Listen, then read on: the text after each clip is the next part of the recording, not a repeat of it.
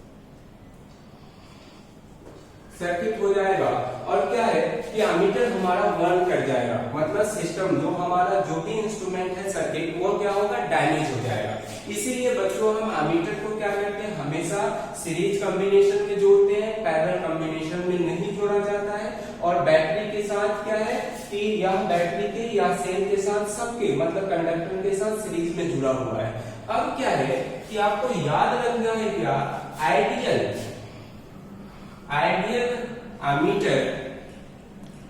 Ammeter का जो resistance होता है, रेजिस्टेंस क्या होता है, लगभग जीरो होता है, जीरो होता है। आइडियल एमीटर का जो रेजिस्टेंस होगा वो लगभग जीरो के बराबर होगा।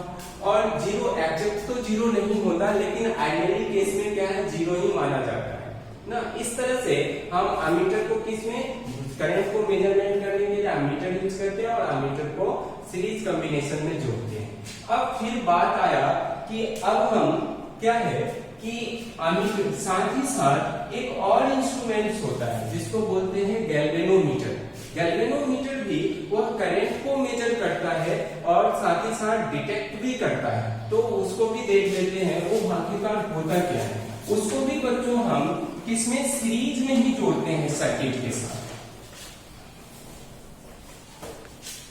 क्या है, गैल्वेनोमीटर जिसको G से डिनोट करते हैं और इसको भी हम सीरीज में ही जोड़ा जाता है।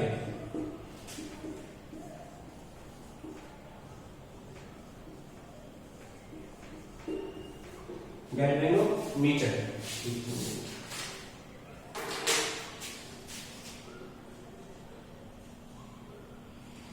गैल्वेनोमीटर है और इसको सीरीज में ही जोड़ते हैं। क्या है, सीरीज में ही जोड़ा जाता है बच्चों, सीरीज कॉम्बिनेशन ही है जिसको जोड़ते हैं। और यह क्या करता है, यह डिटेक्ट करता है, detected the current and measure the small current. Small current बोलने का मतलब करंट एज लाइक क्या होगा, मिली एम्पियर में, मिली एम्पियर जो क्या होता है 10 टू द पावर -3 एम्पियर, या माइक्रो एम्पियर में, माइक्रो एम्पियर जो 10 टू द पावर -6 एम्पियर होता है। इस तरह मिली एम्पियर या माइक्रो एम्पियर में जो करंट मेजरमेंट करना हो तो हम गैल्वेनोमीटर का यूज करते हैं। एमीटर का यूज आप जितना भी ज्यादा करंट को मेजरमेंट करना हो तो हमें एमीटर का यूज करते हैं, लेकिन बहुत ही स्मॉल अमाउंट्स में करंट को मेजरमेंट करने के लिए गैल्वेनोमीटर का यूज करते हैं। और गैल्वेनोमीटर क्या है, सर्किट के अंदर करंट फ्लो कर रहा है उसको डिटेक्ट करने का भी काम करता है। तो इस तरह से अब हम गैल्वेनोमीटर और एमीटर दोनों करंट को मेजरमेंट करने का काम किया।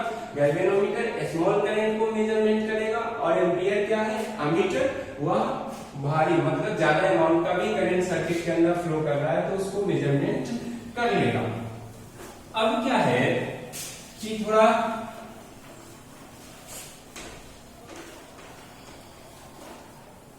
सर्किट डायग्राम देखते हैं कि क्या क्या है। आप लोगों को मालूम होगा कि सर्किट डायग्राम पहले से भी आपको मालूम है, जो 7th या 8th क्लास में भी आपको मिलता है। तो सर्किट डायग्राम क्या क्या होता है, देखिए मान लो कि आपको बैटरी शो करना है, ऐसे लिखा हुआ है, दैट मीन्स कि यह सेल है, सेल को इंडिकेट कर रहा है। दूसरा क्या होता है, जैसे ऐसे लिखा हुआ है, सिंबल ऐसे है तो इसको हम क्या बोलते हैं, बैटरी है ना। थर्ड नंबर क्या होगा, मान लो कि ऐसे लिखा हुआ है तो इसको हम रेजिस्टेंस बोलते हैं, रेजिस्टेंस। बच्चों रजिस्टर भी लिखा हुआ दिखता है, रजिस्टर, दोनों एक ही बात है और इसको R से डिनोट करते हैं। यदि रेजिस्टेंस है और उसको इस तरह से एरो कर दिया जाए तो यह क्या होता है, वेरिएबल रेजिस्टेंस को शो करता है, वेरिएबल रेजिस्टेंस शो करता है। और सिंबल है जैसे मान लो कि एमीटर को जोड़ना है, जैसे एमीटर को जोड़ना है तो इसका सिंबल कैसे होगा, ए एमीटर। यदि वो गैल्वेनोमीटर को जोड़ना है तो इसका भी सिंबल कैसे होता है, इस तरह से गैल्वेनोमीटर है।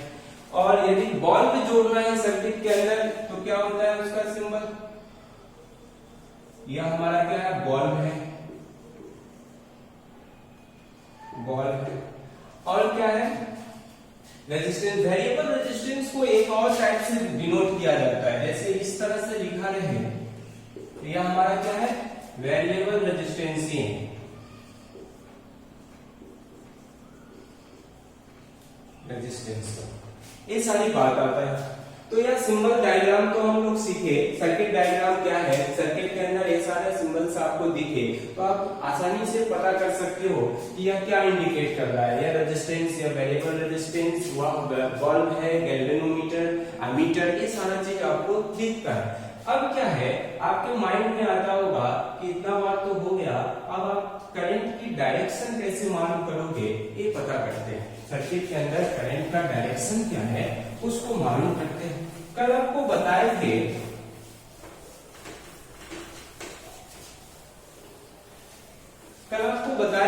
कि आप मेटल लो तो मेटल के अंदर इलेक्ट्रॉन जो है वो रेस्ट कंडीशन में नहीं रहता है रूम टेम्परेचर पे, और रूम टेम्परेचर पे भी रैंडम मोशन में रहता है ना। जैसे फॉर एग्जांपल यह मान लेते हैं कि यह मेटल है, कोई भी मेटल है तो इसमें इलेक्ट्रॉन जो होगा वह रेस्ट कंडीशन में नहीं रहेगा, रेस्ट में नहीं रहेगा। यह क्या करता है, मूव करता है। और कैसे मूव करता है, रैंडमली। और रैंडमली मूव करने के कारण यह मेटल के अंदर जो इलेक्ट्रॉन्स का नेट डिस्प्लेसमेंट जो होगा, नेट डिस्प्लेसमेंट जो होता है बच्चों वो 0 होता है। और नेट डिस्प्लेसमेंट 0 होने की वजह से क्या है कि ड्रिफ्ट, एक टर्म आता है ड्रिफ्ट वेलोसिटी, आपको जानने की कोई जरूरत नहीं है, लेकिन क्या है मेटल के अंदर रेस्ट कंडीशन में एट रूम टेम्परेचर पर भी ऐसा है कि इलेक्ट्रॉन रेस्ट में नहीं रहता है, वो रैंडमली मूव करते रहता है। फिर आपको मन में आता होगा कि जैसे ही यहाँ मेटल्स को आप क्या करते हो, कोई बैटरी या सेल से कनेक्ट कर रहे हो, जैसे ही सेल से कनेक्ट करोगे सारा इलेक्ट्रॉन्स का एक लाइन में, मतलब जो डायरेक्शन इधर उधर है इस तरह से, वह सब एक डायरेक्शन में अलाइन हो जाता है। देखिए यह फिगर से, ये जैसे ही आप सेल को कनेक्ट किए, यहाँ पॉजिटिव टर्मिनल या नेगेटिव टर्मिनल है, तो यह इलेक्ट्रॉन जो है वो सब पॉजिटिव टर्मिनल की ओर, सेल की ओर भागने लगा। आपको मालूम है कि लाइक चार्ज क्या करता है, एक दूसरे को रिपेल करता है।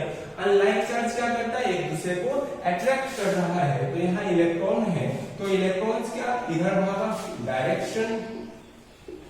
Direction of electron. या इलेक्ट्रिक चार्ज भी आपको लिखा हुआ मिलेगा, इलेक्ट्रिक चार्ज। और जैसे ही चार्ज, तो यह चार्ज पॉजिटिव चार्ज टर्मिनल की ओर भागने लगा तो यहाँ पर एक फोर्स एक्ट होता है। और फोर्स जो होता है वह क्या होता है, इलेक्ट्रिक फोर्स के नाम से जानते हैं उसको। इलेक्ट्रिक फोर्स कहाँ लगता है, इलेक्ट्रॉन्स पर। और वह कितना लगता है, QE। E हमारा क्या है बच्चों, इलेक्ट्रिक फील्ड बोलते हैं, जिसको हम अगले क्लास में इसको अच्छे से डिस्कस करेंगे जब इलेक्ट्रिक पोटेंशियल पढ़ेंगे तब ना। तो यह इलेक्ट्रिक फील्ड है और यह चार्ज है और ये क्या है, फोर्स है, जो इलेक्ट्रॉन्स पर फोर्स एक्ट करने लगता है। और फोर्स एक्ट किया, इस वजह से यह इलेक्ट्रॉन्स किधर मूव करना चालू किया, पॉजिटिव टर्मिनल से। जैसे ही इलेक्ट्रॉन्स पॉजिटिव टर्मिनल की ओर मूव करना चालू किया तो सर्किट के अंदर एक इलेक्ट्रॉन्स के जस्ट अपोजिट क्या होता है, करंट फ्लो करना चालू करता है। करंट फ्लो करता है जो सर्किट के अपोजिट है। बच्चों आपको बुक में लिखा हुआ मिलेगा कन्वेंशनल करंट ना, इस बात से कोई हर्ज नहीं है कि कन्वेंशनल लिखे, कोई मतलब नहीं। दैट मींस कि वह पॉजिटिव चार्ज यदि नेगेटिव चार्ज है तो इधर पॉजिटिव टर्मिनल की ओर आया और जस्ट अपोजिट करंट का डायरेक्शन है। तो आप बोल सकते हो कि करंट का जो डायरेक्शन है ना, डायरेक्शन ऑफ करंट क्या होता है, positive terminal to negative terminal होता है। मतलब सेल का पॉजिटिव टर्मिनल से नेगेटिव, और इलेक्ट्रॉन्स का डायरेक्शन जो है हमारा वह क्या है, डायरेक्शन ऑफ इलेक्ट्रॉन क्या होता है, negative terminal to positive terminal होता है। अब आपके माइंड में आता होगा कि ना हमें तो यह पॉजिटिव चार्ज को फ्लो नहीं कराना है, हम तो पॉजिटिव चार्ज लें, मतलब नेगेटिव चार्ज को नहीं लेना है, पॉजिटिव चार्ज को लेंगे। तो पॉजिटिव चार्ज आप लीजिएगा तो क्या होगा कि उसमें भी करंट का डायरेक्शन क्या होगा, पॉजिटिव टू नेगेटिव होगा, और इलेक्ट्रॉन्स करंट का जो डायरेक्शन होगा वही डायरेक्शन मतलब पॉजिटिव चार्ज का होगा। यहाँ फिगर से देखते हैं, यह भी आप बोल सकते हो दोनों केस में करंट का डायरेक्शन पॉजिटिव टर्मिनल से नेगेटिव टर्मिनल होगा। केवल और केवल चार्ज की डायरेक्शन पर इफेक्ट करने वाला है। यदि मान लो कि आपका मन है कि ना हम तो यहाँ पॉजिटिव चार्ज को फ्लो कराएंगे, पॉजिटिव चार्ज को तो कराओ। पॉजिटिव चार्ज को कराने से क्या होगा कि यह करंट की मतलब इलेक्ट्रॉन पॉजिटिव चार्ज का डायरेक्शन है, क्यों इधर क्यों आने लगा, क्योंकि इसको पॉजिटिव चार्ज है और यहाँ सेल का नेगेटिव चार्ज है। यह कहेगा कि हमारे पास आ जाओ, जैसे ही आएगा तो यह करंट भी इसमें फ्लो करना चालू करेगा और करंट का भी डायरेक्शन सेम डायरेक्शन होगा। यहाँ भी फोर्स लगेगा F इक्वल टू QE, सारा इलेक्ट्रिक फील्ड यहाँ भी होगा। लेकिन यह भी हमारा सही है, दोनों ही केस में क्या देते हैं, जो भी electric field direction of current जो है दोनों का सेम ही है। इस तरह से हम तो डायरेक्शन देंगे। डायरेक्शन हो जाने के बाद अब क्या है, हमें मालूम चला कि क्या क्या होने वाला है ना, तो डायरेक्शन मालूम चल गया। करंट को मेजरमेंट करने के लिए हम मीटर का यूज किए। करंट कितने टाइप्स का होता है वो पढ़े, जो स्टैटिक्स करंट होता है और करंट इलेक्ट्रिसिटी। करंट इलेक्ट्रिसिटी में चार्ज हमारा मूवमेंट कर रहा था, और इसमें स्टैटिक्स करंट में क्या है कि करंट हमारा रेस्ट कंडीशन में था। लेकिन हम ज्यादा देखे और कि करंट इलेक्ट्रिसिटी को भी दो भाग में डिवाइड करके देखे, इंस्टेंटेनियस करंट और क्या किए, इंस्टेंटेनियस और एवरेज। तो इंस्टेंटेनियस हमारे पढ़ने का लायक नहीं, हमारे सिलेबस में है नहीं, उसको पढ़े भी नहीं है। और उसके बाद एवरेज करंट कैसे निकालते हैं, करंट कैसे निकाला जाता है, चार्ज कैसे निकाला जाता है, सारा हम डिस्कस किए हैं ना। कि डिफाइन द, आपको पूछता है कि 1 एम्पियर को डिफाइन कीजिए, तो आप 1 एम्पियर को कैसे डिफाइन करोगे। तो देखो, मान लो कि आपके पास वायर है और इस क्रॉस सेक्शन से आप गिवन यह कंडक्टिंग वायर है, कंडक्टिंग वायर से दिए हुए क्रॉस सेक्शन से 1 सेकेंड में कितना चार्ज ट्रांसफर हो रहा है, इसी को क्या बोलते हैं, 1 एम्पियर बोलते हैं। तो 1 एम्पियर को डिफाइन करने के लिए यदि पर्टिकुलर क्रॉस सेक्शन से 1 सेकेंड में कितना चार्ज का ट्रांसफर हो रहा है उसको बोलेंगे क्या, हम 1 एम्पियर। तो इस तरह से आप इस वीडियो को आप देखेगा और सारा के सारा आपको जो डिफाइन किया गया है बार बार उसको देखना है। Thanks for watching the video.